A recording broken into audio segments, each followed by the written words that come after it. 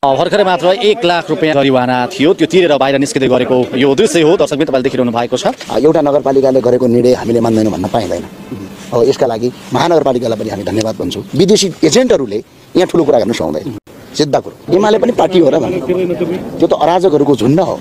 सिधा भाषामा पार्टी भइदिए अब त नीति हुन्थ्यो, नियम हुन्थ्यो, कानुन हुन्थ्यो। अरूलाई विधिको शासन मान्न भन्दा उहाँले मान्नु पर्दैन भने अब केपी शर्मा ओलीले आदेश दिए हामीले किन मान्ने त त्यसो भए? यसलाई अब आउँदा दिनहरूमा पनि सुरक्षा व्यवस्थापन अझ राम्रो मिलाइदियोस्, किनभने अब व्यवस्था परिवर्तन नगरिकन जनताको अवस्था परिवर्तन हुने अवस्था छैन। अनि महानगरपालिकाले यो यस्तो भयो भनेर जुन विज्ञप्ति दिइसकेपछि हामीले यसलाई सहर त स्वीकार्नुपर्छ, हामीले विधिको शासन मान्नुपर्छ। हामीले कानुनलाई मान्दैनौँ भन्ने कुरा होइन, हामी कानुनसम्म हिँड्न चाहन्छौँ।